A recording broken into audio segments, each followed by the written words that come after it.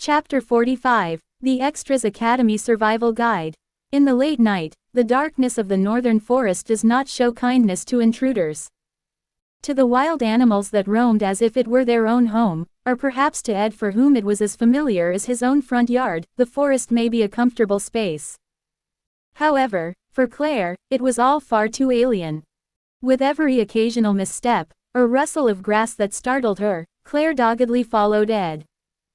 At the end of this tailing, she arrived at Ed's camp.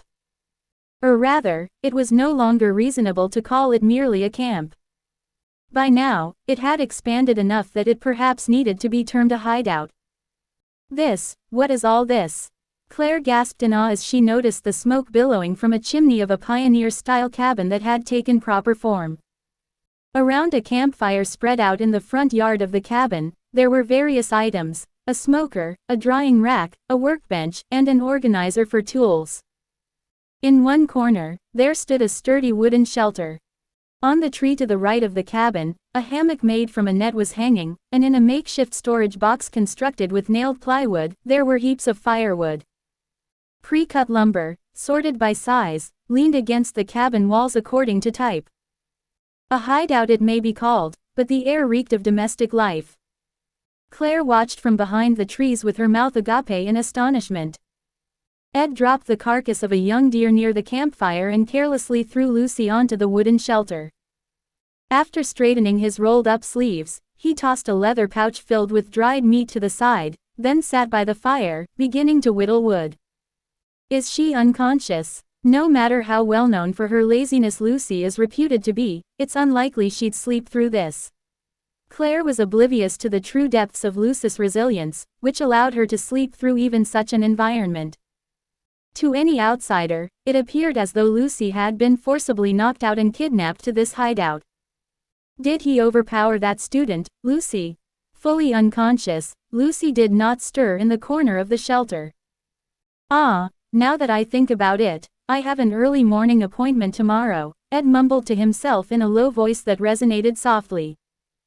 There's a lot to do, but I should manage my strength and go to bed early tonight. Quote, with that murmur, Ed quickly finished his work and extinguished the fire at the camp. In the dim light of the remaining embers in front of the now dark cabin, Ed grabbed a few blankets before heading inside. From the window without glass, a faint glow of firelight escaped, and it wasn't difficult to imagine Ed laying near the stove inside the cabin. I have to save Lucy. Claire was unaware of the exact situation, but couldn't leave Lucy behind, having been taken to such a place. Although she was part of the professorial staff and not specialized in combat magic, she certainly better versed than any student. However, caution was paramount. At a glance, it was obvious that physically overpowering Ed was out of the question for Claire, and setting that aside, if he had managed to subdue Lucy, who knew what ace he might have up his sleeve? The best strategy would be to carefully approach the camp and extract the unconscious Lucy without causing a commotion. Lucy was light as a feather to the eye, and Claire would be able to drag her out without making excessive use of magic powers. Claire swallowed nervously, crouching lower as she slowly approached the camp, alert for any sign that Ed might emerge from the cabin. Ready to respond preemptively in an emergency, she focused all her nerves on her magical senses. Slowly, ever so slowly, as she made her way to the wooden shelter, she saw Lucy laying on her belly, breathing peacefully like a baby. Quietly as possible. As Claire reached out her hands toward Lucy, it happened in an instant. Whack! Thud! In the blink of an eye, a startled Lucy, her eyes popping open, swiftly swung magic power and knocked Claire's hand away. What? Claire let out a short scream in surprise, and Lucy, equally alarmed, grabbed her witch's hat and put it on as she backed away to a safe distance. Her cold gaze from her lowered posture was anything but friendly. Lucy, student, who, if Lucy could be likened to a stray cat, she would certainly be one that never allowed a human's touch. Her sharp instincts were almost animal-like, detecting any unwanted physical contact even in sleep. However, not recognizing the face of Claire, their assistant professor, seemed a bit extreme. This fits well with Lucy, who tended to follow her own flow of life. That, student Lucy. Before Claire could continue speaking, Lucy, with her characteristically rapid movements, grabbed a pouch of dried meat from the wooden shelter and disappeared. So agile was her escape that when Claire came to her senses, nothing remained but a few fluttering leaves where Lucy had been. The camp fell silent again, the quiet echoing all around. "Let's go back." Quote, Ed didn't seem to have noticed Claire. Although what remained unclear, it did seem evident that this student Ed was quite suspicious. Having confirmed that much was enough, the rest could wait for solid evidence to be gathered. Until then, she would proceed with caution, slowly approaching the core of the matter.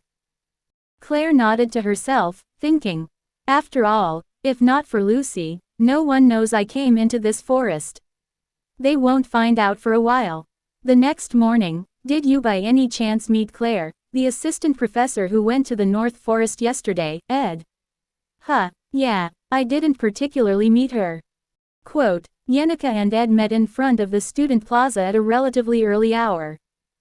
The tree benches placed around the grand fountain were empty. It was early enough that mist still lingered. While the rest of the students would still be rubbing their eyes in bed, trying to delay the start of their day, Yenneker and Ed were already up. Why did she go to the North Forest?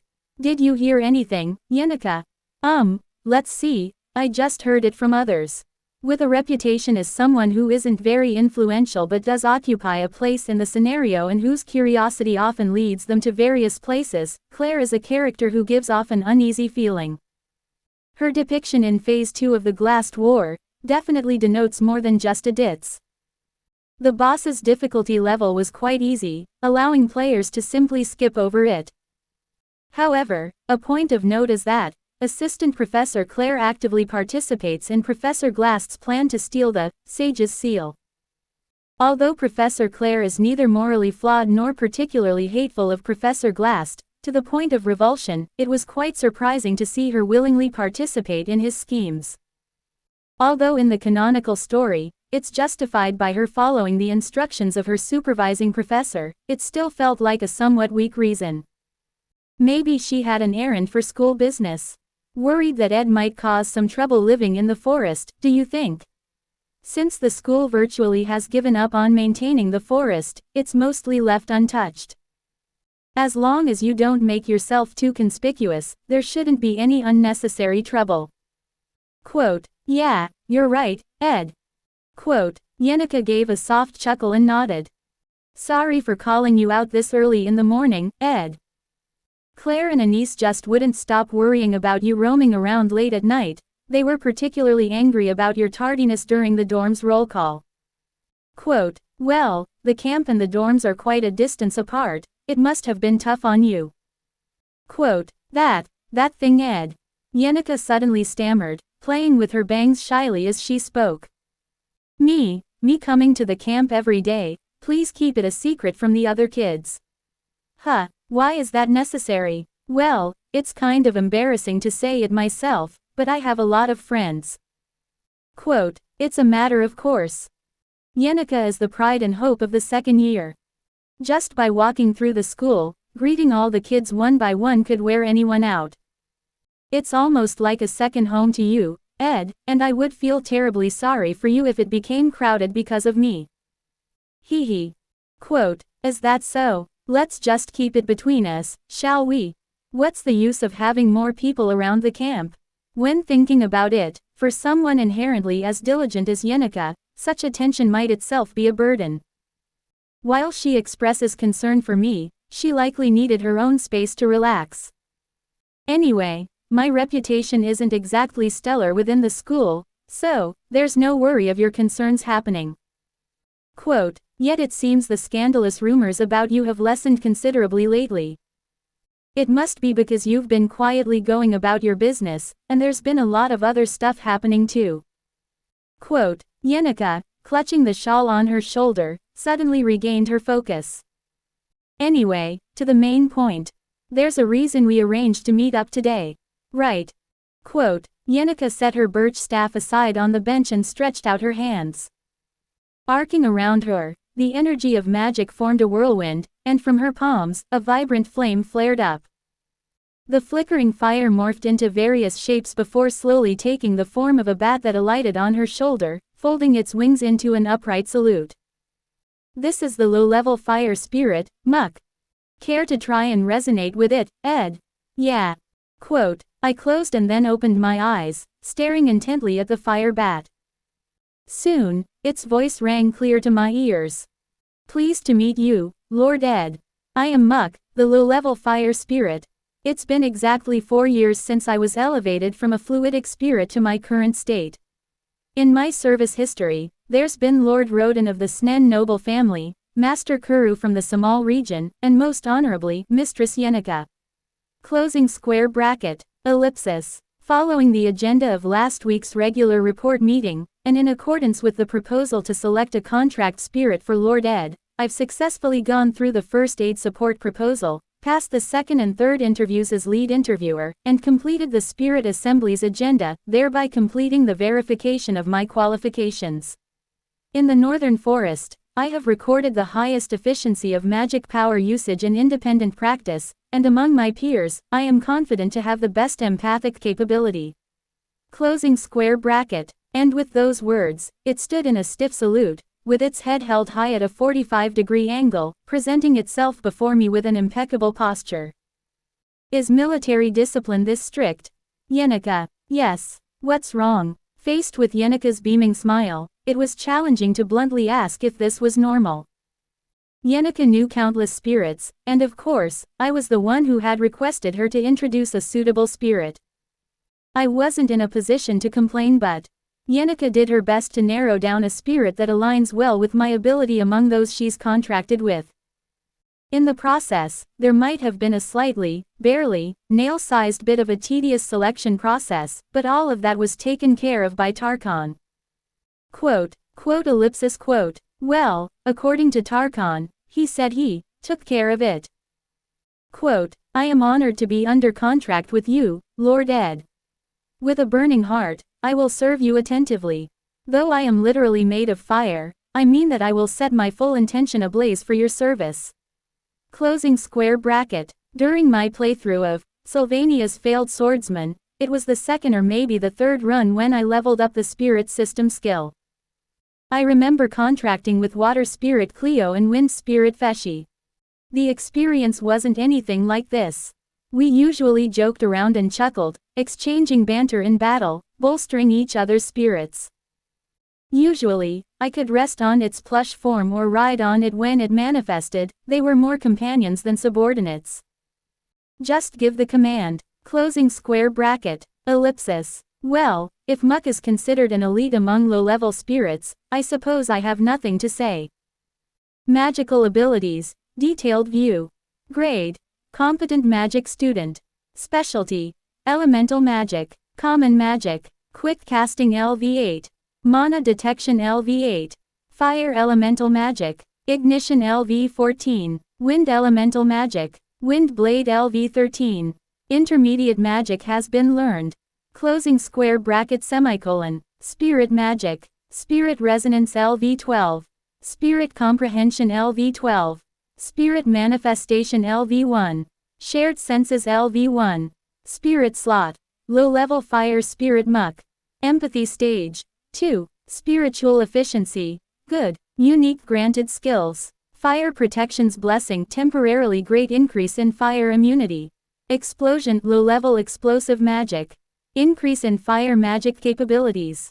Spirit slot. Vacant. Huh, it's warm. Do you feel heat? As you start resonating with the contract spirit, even without manifesting it, you can feel the physical force and magical power it possesses. Don't overdo the resonance because it can become unbearably hot. Always maintain control. Quote, contracting with Muck didn't take much time. A simple magical formation sufficed for a low-level spirit contract. The subtle heat sensation was surprising when Muck perched on my shoulder. So if I regulate the resonance, the firepower changes as well. If you put it that way, it sounds too mechanical. This is. Only then did my face brighten up as I lifted Muck high in my arms. Ah, you flatter me.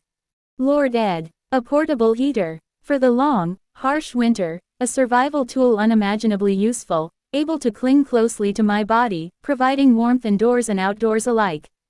And it doesn't consume wood. Of course, it feeds on my magical power instead, but the mana efficiency between empathizing with Muck's flames through spirit resonance and employing ignition magic directly with my own magic is like night and day. In essence, the skill called spirit resonance refers to the level of efficiency with which one can commune with a spirit or manifest a spirit using magical power.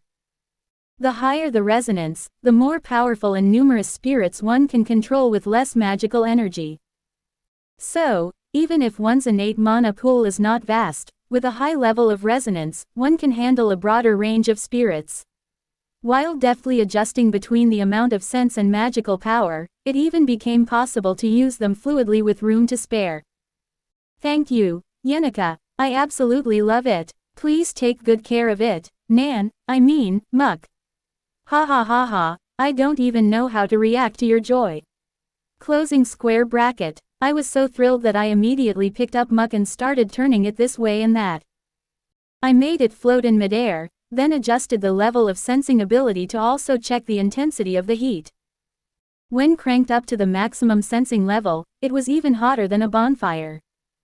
Of course, this reduced the magical efficiency, but as I improved my proficiency with elemental skills, it was bound to get better. Experiencing an elemental contract firsthand, after only reading about it in settings, was vastly different. I realized that such a sharing of senses was possible with an elemental I was in contract with. With a mix of admiration and excitement, I continued to test out Muck. It's great to see you so happy, Ed. You've always had such a tough and exhausted look. I'm glad, hee hee. Quote, Yenika said with a wide smile after observing me for a while. If you need anything else, just tell me, Ed. I'll teach you about sensitivity and even sensory abilities until today's first lesson. It'll be faster to learn together with me. And if you want to quickly reach the level for a medium elemental contract, you need to practice elemental combat. I'll make time to book the combat practice room for us.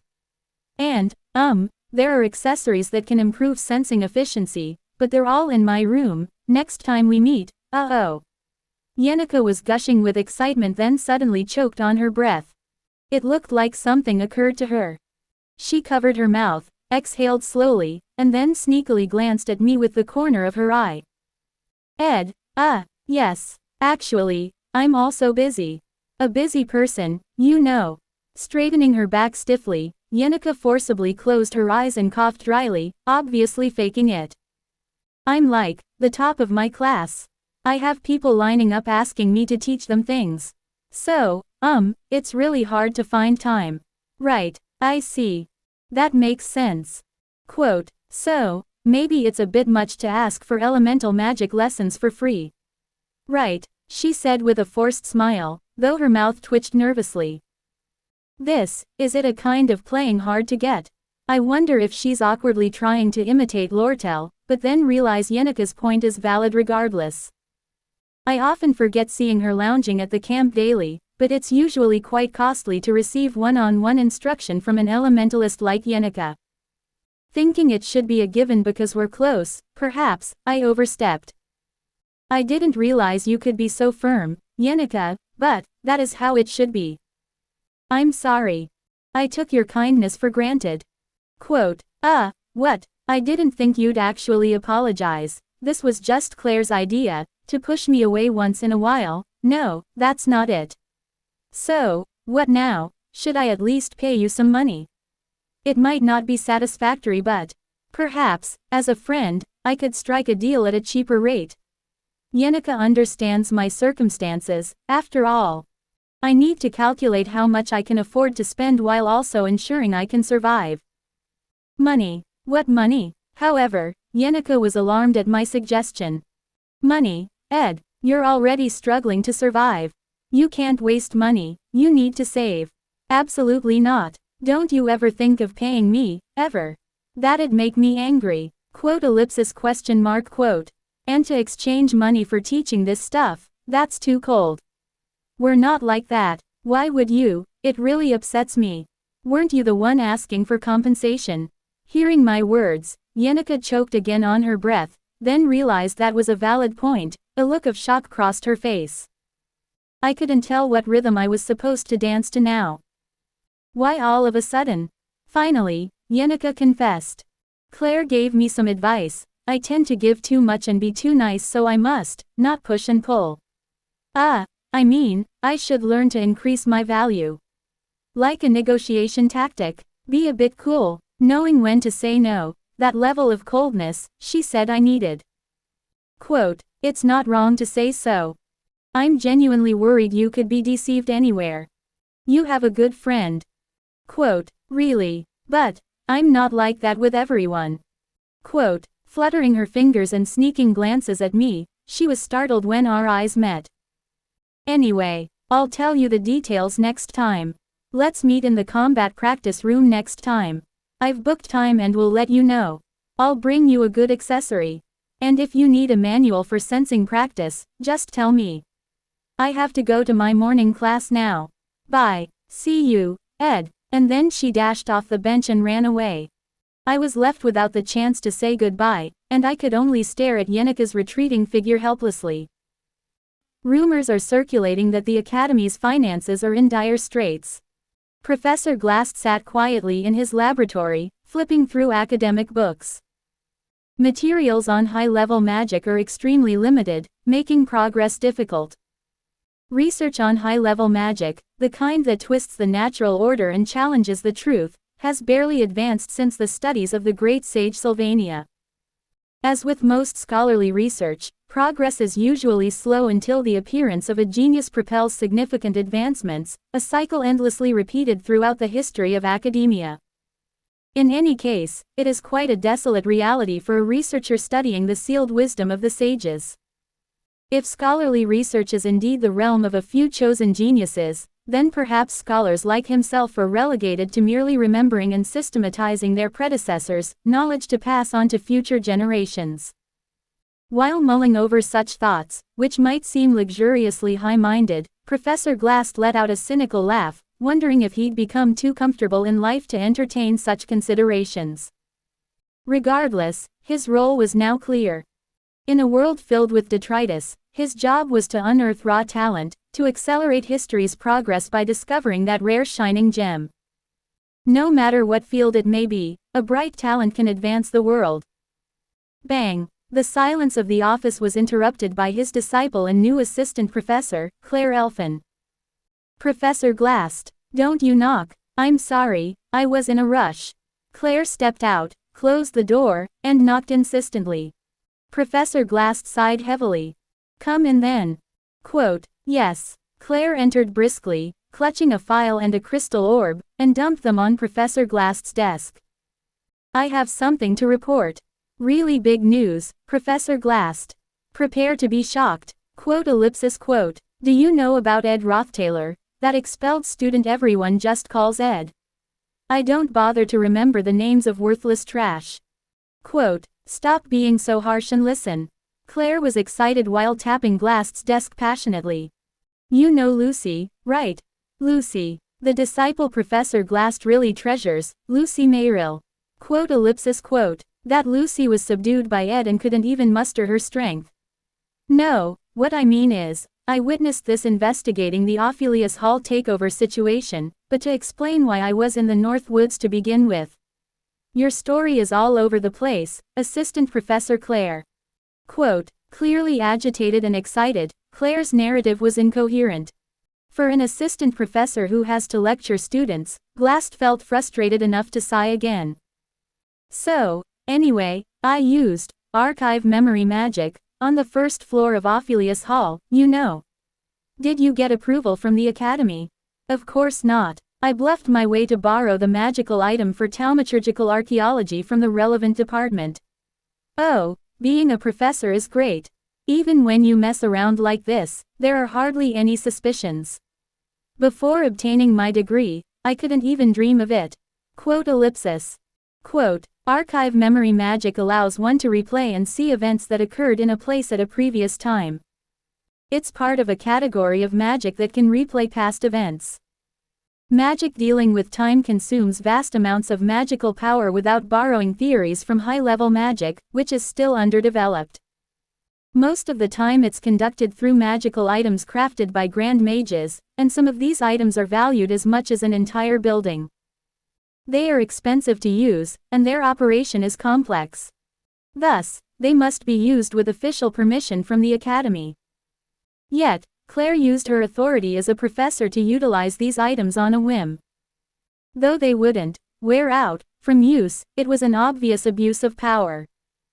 Better start writing your explanation. Quote, I figured as much and wrote one in advance. Is that supposed to be a boast? But I think it'll be considered under extenuating circumstances. Look at this. Claire shoved the recorded crystal orb towards Glast. The Academy's investigators didn't bother to use archive memory magic. I wondered why, but then realized, the chief maid Ellis's confession was clear enough, and all the testimonies from the scene matched. Besides, archive memory magic has an incredibly narrow range, right? She infused the crystal orb with magic, continuing to speak without pause. It would be too inefficient to cover all of Ophelius Hall with such a complex procedure and device, so they didn't bother extending the investigation that far. There was no need. The tail would have been wagging the dog. So what? But I thought I should check anyway. I archived the main hall on the first floor where Tylee said she fought Ed. I roughly handled the complicated procedure. No matter how much an insider, there's a limit. The way Claire blindly acts on intuition is enough to drive one mad. Professor Glast could have referred her to the disciplinary committee, but neither was he such a figure. The Academy was already short on human resources. So what? Look at this. Ed was caught on camera. I rushed over since the preservation period was short. The recorded scene showed Ed sitting alone in the central hall on the first floor, awaiting Tylee. At a glance, it looked like a still image, but the raindrops hitting the window made it clear that this was an ongoing scene.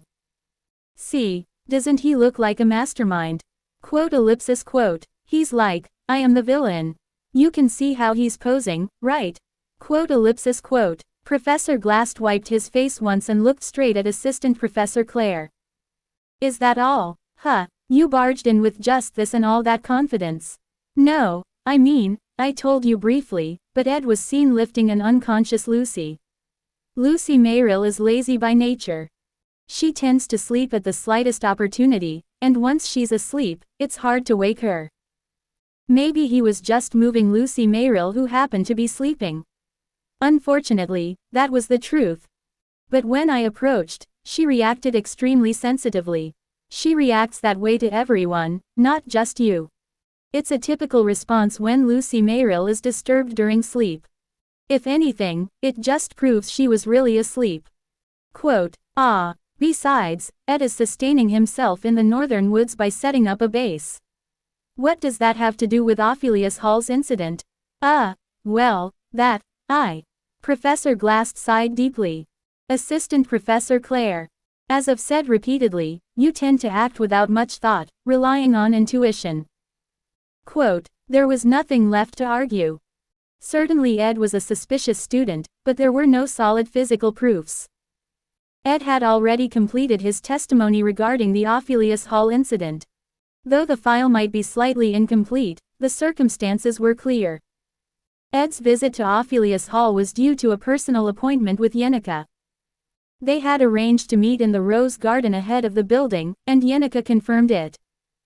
Something seemed amiss at Ophelius Hall, so they entered to check the situation. Judging the building to be in danger, they tried to prevent Taylor's group from entering. Of course, Ed's attempts ultimately failed. A commendable senior preventing juniors from entering dangerous places. At least, that's how the testimony paints it.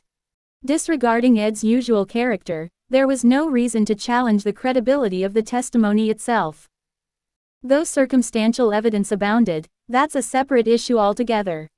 Differentiate between hunches and evidence, Assistant Professor Claire. Quote, I'm sorry. Ultimately speechless, Claire bowed her head deeply. Go bring the report. Quote, yes. With her enthusiasm gone and looking disheartened, Claire left the lab. Professor Glast sighed as he watched her exit. He resettled himself and started organizing the files. Lastly, he prepared to file away the crystal orb brought by Assistant Professor Claire when he noticed the recorded Ed getting up. He was engaging in battle. The former Ed Rothstaylor, now simply Ed. The fact that Glass didn't remember him indicated that Ed was an ordinary person without any notable talent. He appeared to have a small amount of magical power, and the level of his magical abilities didn't seem high. Just a common human readily found everywhere. Talentless. For such a person to stand in the way of Tylee, Elvira, and Aila was more foolhardy than brave. It was noted in the file as well. Ed tried to stop the group, but was swiftly defeated. That's just how the world works. Matters aren't settled by mere intent. Though Professor Glass taught magic, he once reviewed students from the combat and alchemy divisions. He had no direct evaluation power, but confirmed some truly talented individuals.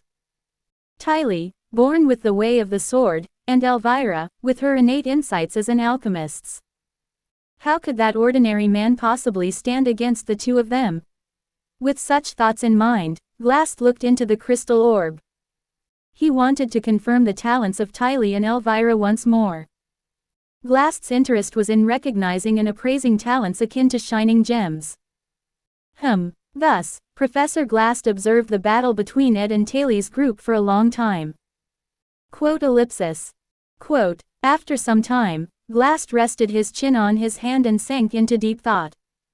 Engrossed in profound contemplation, he remained motionless for a long while.